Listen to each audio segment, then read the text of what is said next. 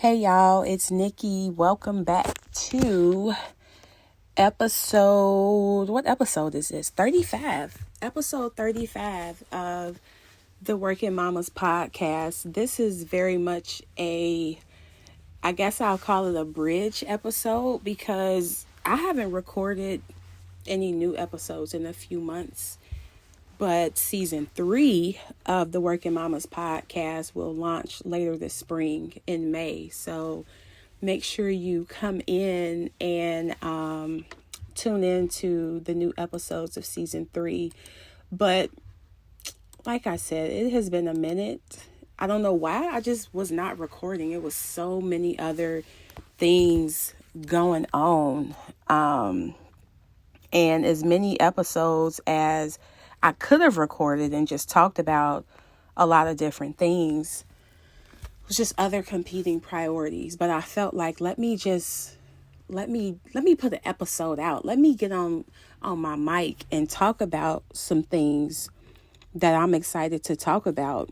Speaking of mics, so let me back up a taste because part of why I have not recorded any episodes is because my son, for the second time now, took the charger to my podcast mic. And he took it before to charge up his joysticks or something. And he put it back. But this time he took it and he didn't put it back. And when I found it, it was broke. And I was going back and forth. Like, it's funny that this happened because I had been considering getting another podcast mic, and I was like, maybe I should stick with the one I got, or maybe I should upgrade to this real nice one that I want. And I was like, well, he broke the cord. I could just go and get a replacement cord, but I also could just go and get the mic, the upgraded mic that I wanted. So that's probably what I'm gonna do. But so that's part of the reason why I wasn't recording. But it's just been so much going on. This pandemic has just, it has the days running together. It has responsibilities running together. I have been in meetings, like on video calls, but I'm switching the meeting from my laptop to my phone so I can go cook while I'm still in the meeting, talking about metrics and numbers and percentages and cogs, but I'm cooking. So it's been a lot going on. And it's been a lot, but I didn't want it to distract me from doing things that I enjoy doing, which is my podcast and a couple other things. But that is enough with me. I have some other things and announcements that I'm gonna share on season 3. Not yet, but I would love to talk about it now. But I wanted to talk about some other things. So hold off until season 3 kicks off in May, late spring. We'll talk about some announcements and stuff that I want to share, some things that I have in the works. But for now, I wanted to really talk about how to manage your energy, how to maintain yourself during the busyness, during the craziness, especially for me, for my fellow CPAs and accounting professionals. It's tax season right now. It's crazy. It's tax season on top of everything else that has been going on. And this is going to be our second tax season where we're operating in this pandemic. So vinegar water. That's what I'm drinking today. Vinegar water today. I made some tangent. If y'all listen to the Working Mamas podcast, if this is your first time listening, welcome. But those of you who have been listening, y'all know that number one, I don't edit my podcast. So when I have to clear my throat or get me a sip of water, you will hear that. This is my life. I'm more interested in sharing with you the things that I want to say, the things that you have asked me to talk about and you need to know. And I'm less concerned about perfection. So I have vinegar water today. I have an ice tray and a couple mason jars full of this citrus juice that I made. So I had a bunch of oranges, a couple lemons, some limes, and some grapefruit that had been in the refrigerator for a while, and the skin was about to start turning and all of that. So usually I would take a lemon and a lime or a lemon and a cucumber, and I would blend it, and I would pour them in the ice cubes, and I would put those in my water to give it like refreshing, a little refreshing ting to it, but also just for the added nutrients and antioxidants. But since the skins were turning, I said, I don't want to throw these away, but I don't want to juice these with the brown skin. So I just squeezed the juice out of maybe like 20 or 25 lemons, limes, oranges, and grapefruits. And I just squeezed all the juice, and I grated some fresh ginger with it. And some of it I put in the freezer to make some ice cubes. And then the rest of it I put in some mason jars. So I just like add a couple splashes to my water. I have no idea why I felt the need to share that. Because it has nothing to do with what I was going to say. So, well, actually it does. Actually it does. That's part of self-care. I'm doing that to make sure my body is hydrated and, you know, somewhat of a mini cleansing with the lemons and the limes and all the benefits that they bring. But anyway, I wanted to do this bridge type of episode to talk about the busyness of life, and especially now that we have to stack tax season on top of everything else that's going on. Just want to share some tips and some ways for you to manage your energy. Make sure that you're taking care of yourself in the midst of everything that's going on. And this is regardless of what industry you work in. Of course, coming from a CPA's perspective with tax season, PPP applications, the regular cadence and chaos of month-end close and all of that. But if you work in sales, or if you're a nurse or any other profession, just some things that you can do to manage your energy and to really make sure that you're taking care of yourself and finding times to do the things that you love to do. And one of the first things that I find is critical to managing your energy and essentially managing everything around you is to communicate. And not just to communicate, but to over communicate. So a few days ago, I was on a call and I was leading a discussion with a group of professional women, and we were talking about this very same topic. And a lot of them brought up questions about how to handle client inquiries and make sure the clients are happy, and how to do it in a way that's time effective and not zapping your energy. And my answer to that question was like, look, things happen, life happens.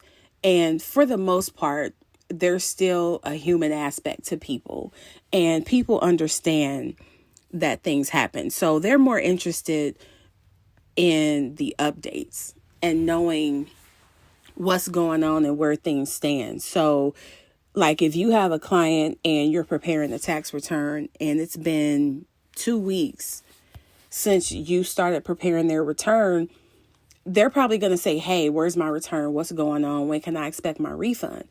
Unless you have started the relationship off with, look, it's going to take 2 to 3 weeks to process your return, and we will send you weekly updates, or we'll let you know if we need additional information from you. We'll check in with you throughout the process to let things know how it's going. For the most part, people can appreciate that, and you probably won't find clients saying, hey, where's my return?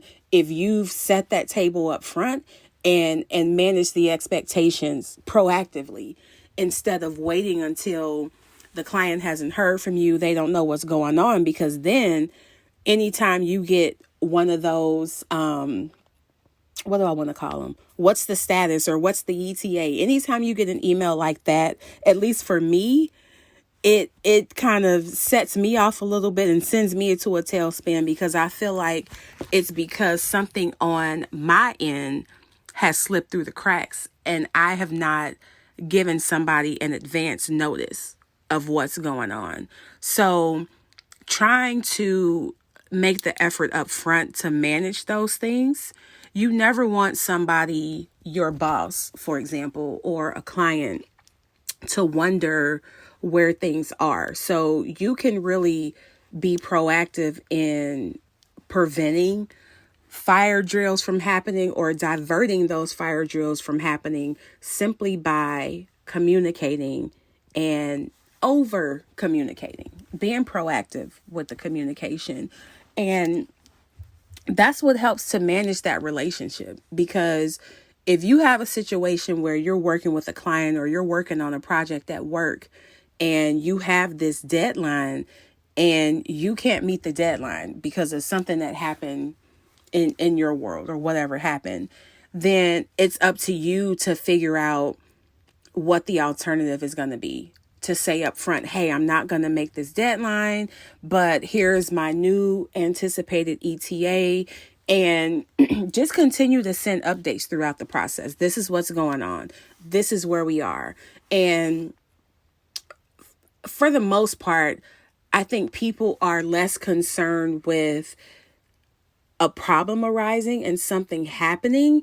They're more interested in how are you going to handle the situation, because the way that you handle this could really determine what the tone of the rest of this relationship with this client or this manager or this other stakeholder is gonna look like. So avoid being caught off guard and, not putting forth your best effort by communicating up front.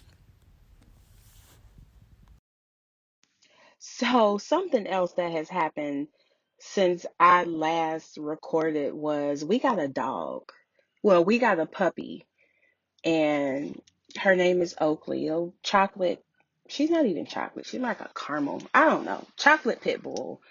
And she's deciding to have a meltdown right now. I don't know if y'all can hear it or not, but I hope that you can't, because the other thing that this pandemic has done is it has, the circumstances of it all has ran me up out of my office. So my home office is near a very high traffic area of my house. And initially I was doing all of my meetings and getting things done, but it was just like too much distractions. It's cute for the puppy to run to hop on your lap while you're in a video, or maybe you might hear a kid on a Zoom call for school, but I was just like, I don't have a quiet enough space. And so I had to take a survey of my house and figure out where I could create a secondary office where it was still functional, but enabled me to get things done without the extra distractions. So I am fortunate enough to where I built a little honeycomb hideout in my closet. And we have a closet. My husband and I have a closet that's big enough to where we can have our clothes in here, we can put our stuff in here, and then I can still have this little space that I carved out to create my secondary office, because it's a lot. It's been a lot going on. And back to the conversation anyway, but just trying to find the ways to manage your energy and to not let the stresses of the day wear you down. So I want to share, like I just mentioned, communicating, and not only communicating, but over communicating. But I want to give y'all some simple and some tangible things that you can do now that don't require a lot of energy and effort, but just simple things that you can do and incorporate into your day one of the things that I feel like I have just like slept on and not really taken full advantage of is finding time in the day to breathe. I have a major hairball in my throat. I don't know what that was about, but finding time in the day to breathe, because when you think about all of the things that happen in a typical day for you, and trying to manage all those things really requires you to remain collected, cool, calm, and collected at some point in the day. But it's see, this is what I'm saying. So I'm recording. My son texted me and said that his friend is on the way over here. Now, mind you, another tangent, because this is the Working Mamas podcast and this is what we do. Talk to my son. Jaden's on the way over. I love you. And a laughing face. So the other thing is that my son literally just told me about 30 minutes ago, like, hey, I'm going to go hang out with Jaden later. Daddy already said it was okay. Okay, cool. That's fine. Thanks for letting me know. And now 30 minutes later, he's walking out the door. Jaden and Jaden has sent a ride, sent one of his parents to pick Tom up, and now they are gone. So as I look at my video doorbell, I see him hopping in the car, just going about his business. All right. But that also means that I got to take the dog out. I don't feel like being bothered with the dog right now. I'm trying to get my episode done. This is why I don't edit. This is real life over here. This is why I don't edit. It would take so much time and energy to edit out everything that happens. But anyway, this is why you got to breathe. Back to what I was saying. Trying to be cool, calm, and collected, you have to figure out how to how to breathe and how to just catch your breath for a moment and say, you know what, it feels chaotic, it seems chaotic, but it will be okay. The other thing I want to say and make crystal clear is that don't try to be calm and collected when you know that you need to go in the corner, have a meltdown, and cry. I have done it before many times, and it could be the most cathartic exercise that your mind needs.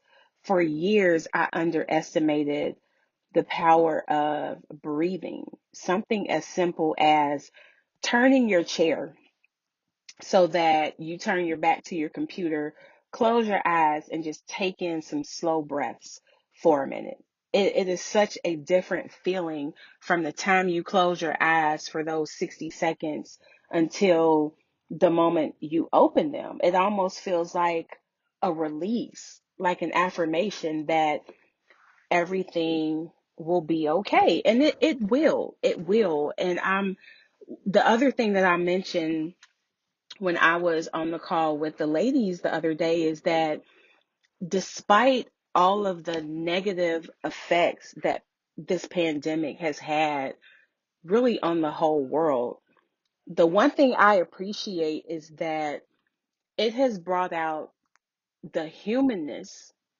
in a lot of people and things that I use the cat example, the whole, being on a call with somebody and the cat jumps in the video or the puppy, somebody, I was on a call and somebody was like, hey, I'd love to see your puppy, so being able to do those things before you jump into the meat of a conversation or you get too deep into a work project, I feel like it has brought the humanness out of people.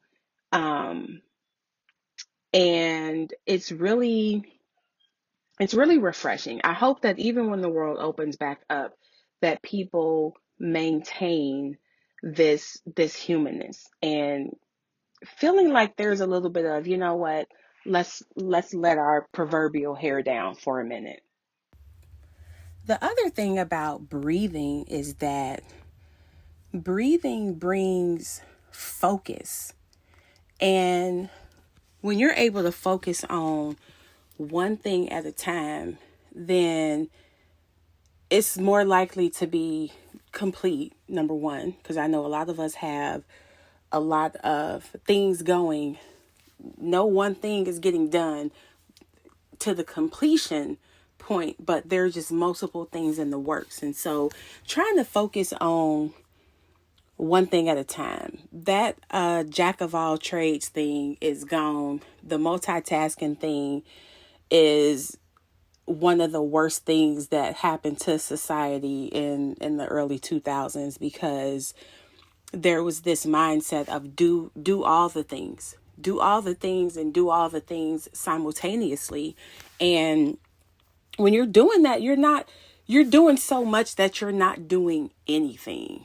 Like, just trying to do one thing, and then you stop doing one thing to do something else, and then you leave the first thing uncompleted while you're working on the second thing, and then there's something else that's bubbling up on the calendar. Now the second thing is incomplete. So now you just continue on this cycle of having multiple things just undone. Like, if you're working on one thing, finish that one thing before you move on to something else. And I was at a point where I used to do this, and I was guilty of this, where I would be working on the blog post, and then I have a tax return to do, and then I have some accounting and some financial statement analysis to do, and I got a speaking engagement, all these other things going on. And it was like the blog was like 75% done. The tax return was half done. Like, there was no one thing that was getting done. And it gets to be exhausting. And it gets exhausting and stressful to the point where, like I said, you're not even doing anything. So for me, being able to focus on one thing and do just that one thing has been so, at first it felt hard to do, but once I realized the value that I get from focusing all my energy on one thing at a time, I felt like the things that I produced, whether it was a blog post, whether it was a financial statement commentary, like the things that I produced felt so much more top notch. And I don't like to produce anything that's anything less than that. So just saying, you know what, when I'm working on the blog, I can work on the blog instead of trying to write a couple sentences here and there and then turn to my other monitor and I'm trying to do something else. And it would take me 3 or 4 hours to do one blog post when I had multiple things going on. But when I took the time and worked on just that one blog post, I got done in like an hour. So even looking at it from that standpoint is like, when I'm focused on one thing, it's not like the other things are suffering. You know what I'm saying? They're suffering when I'm trying to do everything at one time. So just being focused and trying to get things done, realizing that the other things will be there. And then taking that a step further to say, if you feel like it's hard for you to concentrate on one thing, then before you even start doing things, take a step back and think about what's the most important. Like for me, I have a to-do list and I prioritize that to-do list with, look, I know I got 1,000 things on this list, but there are 3 things that I need to get done today, no matter what. So that even when the fire drills come up, even when things happen unexpectedly, then I know that I can at least focus on these 3 things, and the 500 other things on my to-do list will be okay. So for me, just being the person that I am, I focus on things that generate the money, right? It's like whatever is bringing in the bag will be the priority, and then everything else falls behind that. And I wanted to bring that up because even with like people who have these side hustles, just even that name is like my side hustle or my business that I'm building part time, or, my thing that I do when I'm not at my day job, or however people refer to their dreams. Most of the time, people's dreams are living inside of these businesses that they have launched, or they're afraid to launch, or maybe they did launch and it didn't do as well as they expected. But a lot of people have day jobs that pay their bills, and they have these things on the side that they are so passionate about that they would be willing to stay up all night, that they would be willing to pour money into it to see it through to fruition. And that's cool. That's cool to have a side hustle. That's cool to have things that you are passionate about that you can also monetize. But if your main thing is not intact, then you need to reel that in first. And the other thing is, like, if it's something you really love doing and you really want to pursue it, don't treat it like a side hustle. Because that's the thing about side hustles, is a lot of times they get pushed to the side because of other things going on, which, again, there's nothing wrong with that. Because if you're one of these people who have, like myself, you have a 9 to 5 and a 5 to 9, you have to make sure that 9 to 5 is intact, that you are doing all of the things and that everything is checked off that list before you try and divert some energy into something that you're building or something that's not going to sustain you. So if that's the situation you're in, and I know a lot of people are, where you're working during the day because that pays the bills, because that's your profession, but you have this thing on the side where you might work in marketing during the day for some big company, but at night you love to do photography or you love to make shea butter, then that's cool. Let that be a thing, and definitely give that passion the energy and attention that it deserves, but don't do it at the expense of other things. So one thing that works for me is I pick days where I'm doing certain things within my business, whether it's for the CPA candidates, whether it's for business owners, whether it's doing a podcast episode on somebody else's podcast or a virtual panel, whatever it is, I have to, schedule those things around my day job.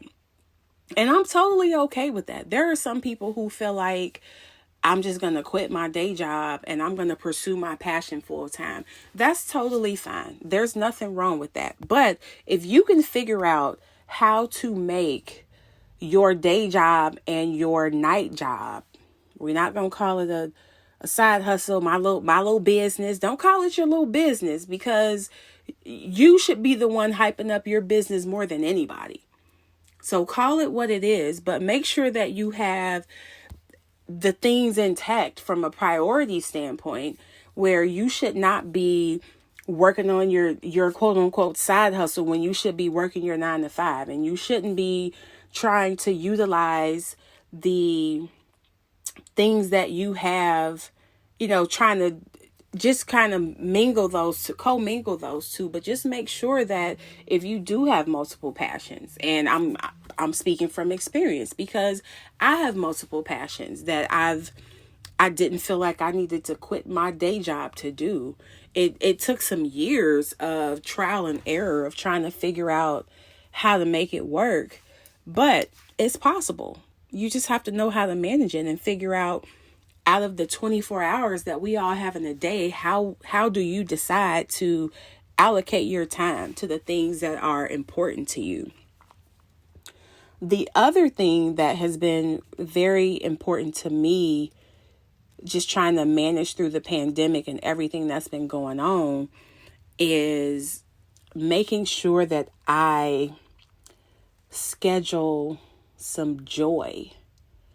And as I say that, I'm thinking about a tweet that Sakita Holly tweeted a few months ago, and by the way, her podcast, the Sakita Method, is super dope. Every time I listen to an episode, I'm like, this is a good ass episode. But then I listen to the next one and I'm like, this is a good ass episode. So she is just really dope. One of the experts, one of the go-to people in the PR space. But there was something that she said in a tweet where she said, stop rescheduling joy. And it hit me to the point where I've never forgotten about this tweet. And I'm on Twitter all the time. I'm talking to my friends. I'm talking to my fellow CPAs and just kind of on there just having fun. And a lot of times I forget conversations and mentions and all these other things that I see. But that tweet stuck with me when she said, stop rescheduling joy. And we have all, for the most part, I know I have stopped counting at this point the number of trips and experiences for birthdays, anniversaries, spring breaks, summer breaks, all of these things that we had planned that obviously we had to stop because of the pandemic. But there are still other things that you can do, those things that bring you joy that you need to make sure that you make time to do. And so what I've been doing is finding 2 or 3 things that I thoroughly enjoy and I put them on my calendar. So one of my favorite things to do every Wednesday night from 9 to 10 is I watch Sisters, Tyler Perry show called Sisters on BET. I get my whiskey or my wine and I turn on the TV and I just enjoy that show for the whole hour. And I might not always watch it at 9 o'clock. I might have some other things going on. I might watch it at 11 or 12, but it is somewhere on my calendar where I have carved out that time to do that and nothing else but that. So make sure that you find the time to do things you love. Another thing I love doing is just taking a bath. I find that a warm bath, some Epsom salt, some essential oil, some black pepper oil, some marjoram. What else am I putting in my water? Lavender. The other one, I don't know how to say it. Liang, I think is how you say it. But finding the time to do things that you love, reading a book or a magazine. And when I'm taking a bath, and I have a jetted tub, so I run the water, put the salt and the oil in there, and I turn the bubbles on and light the candles. I might have something, some water, some whiskey, something.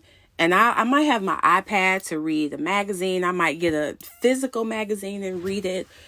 But just doing the things that you love to do is really, really important, because I hope for the most part that we all love our work. I love my work, but there are some aspects of my work that I don't like, but I have to get them done. And so making sure that you counteract those moments with those periods of joy that allow you to escape from work, escape from the craziness, and just chill and catch a vibe. Like, I lock my door when I'm in the bathroom. When I'm taking a bath, I tell my kids, like, hey, I'm getting in the tub. Unless it's urgent, don't knock on this door. Y'all got food, y'all got chargers. And that's pretty much all kids need these days, is food and chargers.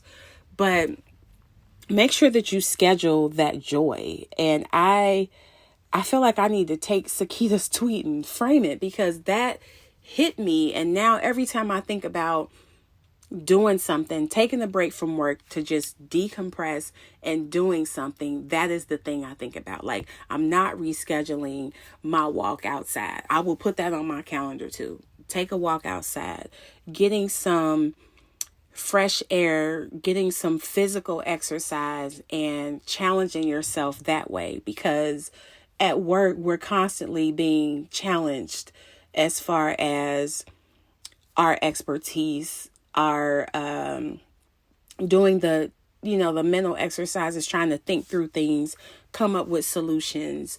But it's also important to physically challenge yourself. And for me, I'm getting back into that. It was a struggle for me at first with the pandemic, because part of my escape, or part of those things that bring me joy, was going to the gym and being with my trainer and working out with everybody else. Effect Fitness, the best gym on this planet, where the workouts will whoop your ass, but it's all love. They're doing it with love. So between Coach Reggie and Effect and Stephanie, my good friend who is a CPA turned fitness guru, everything. She does some dope virtual workouts, but being able to work out from that aspect has been helpful. It's definitely,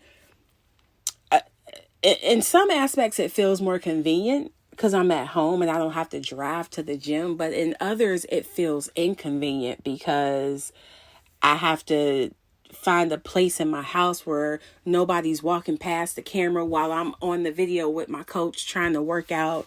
But again, we just have to find out what works for us and do that thing. Just take your deck of cards that you've been dealt and make it work best for you. The other thing I've been doing to stay, I won't say stress free, but to manage my stress and minimize my stress, is I have been getting dressed. When this pandemic happened, I think we collectively felt like, you know what, this is going to blow over in a couple months. I'm going to take advantage of being able to sit at home in my leggings all day and still get my work done, and I don't have to put on no makeup. And I think we embraced that for a moment. At least I know I did. I was happy about it. And I know as a mama, like, us busy working moms have been out here wanting more time at home and wanting to have more flexibility. And now we have it. And it's like, I might have to throw this shit back because this ain't really what I asked for. I wanted flexibility, but I didn't want it to show up at my door looking like this. But you got to figure out what works for you. And I got to a point a couple months ago where I was like, you know what? I'm actually tired of walking around in my robe. And I'm done walking around in my pajamas because it felt like a slump. It felt like I was stepping down into a level of comfort that I was just about to set up shop in and, buy a couch and a TV and get comfortable there. And I was like, no, let me not get comfortable in this space. And it's a different feeling. When I'm in my pajamas, I feel one way. When I'm in my quote unquote work clothes, I feel a different way. But now to me, clothes are just clothes. Whether I'm wearing my pajamas, my leggings, a sheath dress, whatever, clothes are just clothes. And we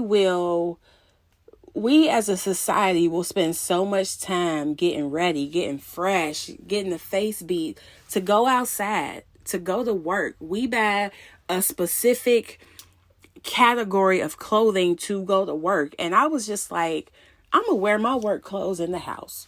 I'm going to wear the same clothes sitting in my living room or in my office or watching a movie that I'm going to wear to work, because I don't want to feel like the only time I want to look good and feel good is when I'm walking out of my house. And so, yes, you might catch me on a Zoom call and I look like I'm in my work office, but no, I'm in my house and I'm just getting dressed because it goes back to the whole finding things to do that you enjoy and really just being you and feeling good and looking good. And so I have gotten to the point where most days, I'm not going to say every day, because yesterday was actually a walk around in my robe all day type of day, but I'm dressed today. So maybe 4 to 5 days out of the week, I am dressed, as far as like, even if I'm not leaving the house and I'm just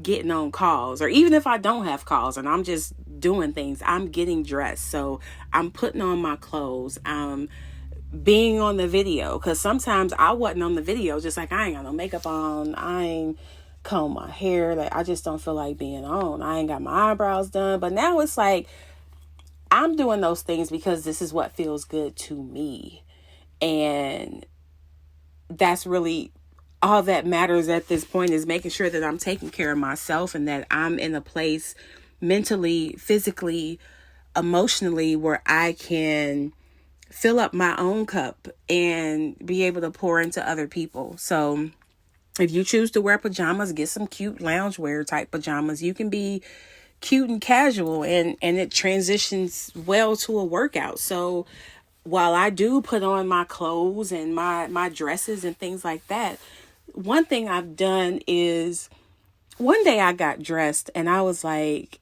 I'm going to get dressed, but I'm going to work out later. So I put on my workout tights and a camisole, and I have a whole bunch of what are they called? The cardigans.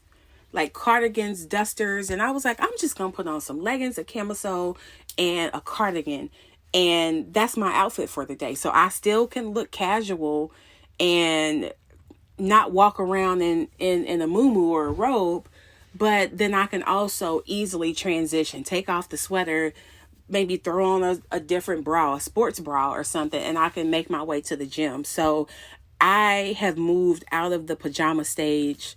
I am back to, I'm getting dressed, even if I'm just sitting at home. I might be going to the grocery store fresh to death, and that's literally all I've done for the day. But it just makes me feel good to get up and get dressed and go about my day, even if I'm at my house, because I like being at my house just as much as I like being at my office.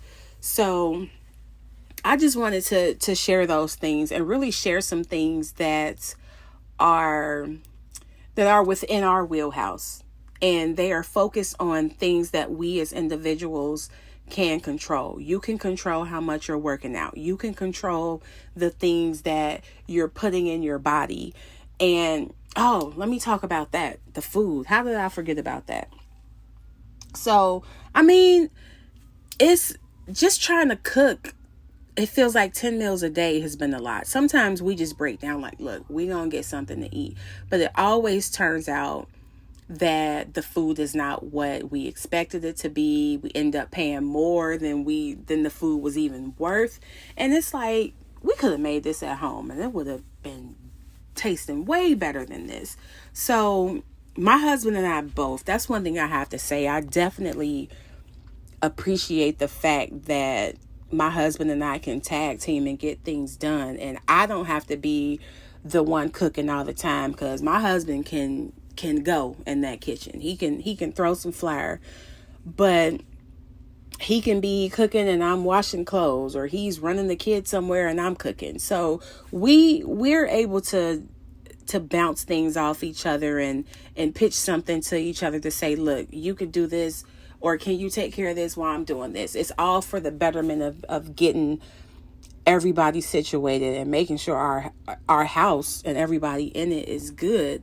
But one thing I started doing is like, I'm just going to have a couple days out the week where we eat salad, whether it's a Greek salad, a Caesar salad, maybe with some salmon or some chicken, something that's easy to make, something that's nutritious, because that's my biggest concern with eating out is like, there's no nutritional value here. And I don't want to keep eating stuff that I know is not good for me just out of convenience. And so I thought about like how convenient it is to chop up some vegetables and rinse some salad and make a quick salad where you don't even have to turn on the stove or no other appliance in the kitchen. The other thing is I have things readily available for smoothies, frozen fruit, flax seeds, chia seeds, what else? Sometimes I buy orange juice, not a lot. I try to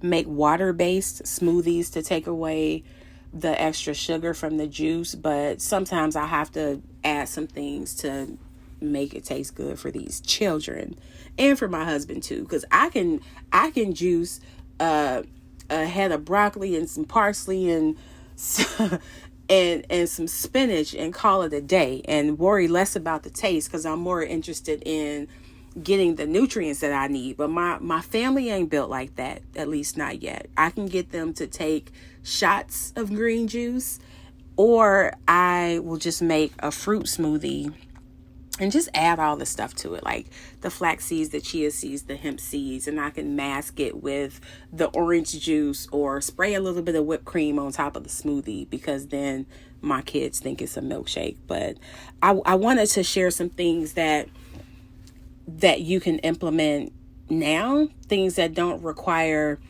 a lot of change or a lot of disruption to your day for you to do and start putting in place to get yourself to a happier place, to a less stressful place, because the work is going to be there. The stresses of the daily life are going to be there.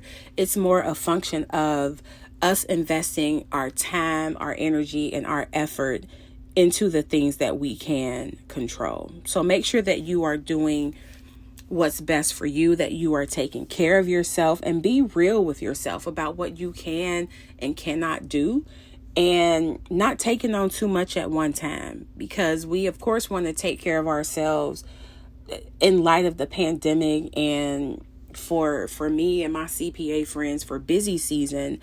But even when it's not busy season, just on any random day, you still want to make sure that you're taking care of yourself, that you are working and being productive and not so overwhelmed that you're not accomplishing anything. But make the time to continue to elevate yourself and grow, whether it's a busy time of the year at work for you or not. It's just this pandemic has reminded us about what's important and what's not, and just understanding. And just, I mean, if I just think about going to work out, the feeling that you have after you work out, those happy hormones, they really do elevate your mood, and they really do have a positive impact on your day. So even if you're a person that's like, I don't like working out, I don't have time to work out, out of 24 hours, that's look at me pulling up my calculator and accounting, doing some math. 24 hours, that's 1,440 minutes a day. If you can't find 2% of time, if you can't find 30 minutes in a day to do something, to physically move your body, to get your heart rate up, to build some muscle, I mean, you really have to reevaluate your day if you cannot allocate 2% of your day to yourself. So this was a super long episode. I don't think I've ever done an episode this long, but I hope y'all enjoyed it. I hope y'all are doing well and staying safe. This is also an episode where this is very much a freestyle episode. Like, I didn't do an intro for this. As I said, I'm not gonna edit, but I kind of went back and forth on season 1 and season 2. Like, season 1, I didn't have an intro. Season 2, some of the episodes have an intro, but I was like, do I really want to do that? I don't know. But I'm just kind of figuring out how I want the package to look as far as the podcast goes, because the content is there. A lot of the things I talk about when I first started my podcast, I was just like, hey, if I started a podcast, what would you want to talk about? Like, what would interest you? So a lot of the things I talk about is because people have asked. Somebody actually asked me the other day on Instagram to do a podcast about how I managed to have a day job and still work on my business. So that took some years of trial and error, and I figured out at least the secret sauce that works for me. So that would be a good episode that I'm probably going to do for season 3. But if you have something that you want to talk about, whether it's a career discussion, obviously the CPA exam or anything accounting related. If you're trying to figure out things to do in your small business to grow, to generate revenue, to make sure that operationally you have dotted all your I's and crossed all your T's, and feel free to hit me up on Instagram at Nick Winston CPA, and I will be glad to do an episode for you. But that is it for now. There's been a lot going on in the house just since I did this episode, to the point where now it's just me and the dog. So my husband and my daughter have gone off somewhere. My son just walked out the front door, hopped in the car with his friend and his mom, didn't close the door or nothing. These kids. But he's going to play basketball. It's a nice day in the A today. And now it's just me and the dog. The dog is sleeping. I need to get something to eat. And I have some deliverables on my work desk that I need to work on. So glad to talk to y'all and hop on this episode, since I haven't published an episode in a few months. But as always, feel free to reach out if you have questions about the CPA exam, or a candidate who was on the struggle bus with the exam. Definitely send them to Nick Winston CPA to get all things CPA exam. I just put out a free 5-module class called CPA Exam 101, getting started with the CPA exam, and people have just rushed it, have been going crazy downloading it. So I want y'all to keep that same energy when CPA Exam 102 comes out, because it's not going to be free. So y'all go and snatch up CPA Exam 102 the same way y'all are snatching up the free 101. It's also tax season, and it's PPP loan application season. So if you have questions on those things, feel free to reach out, and myself and my team will be happy to support.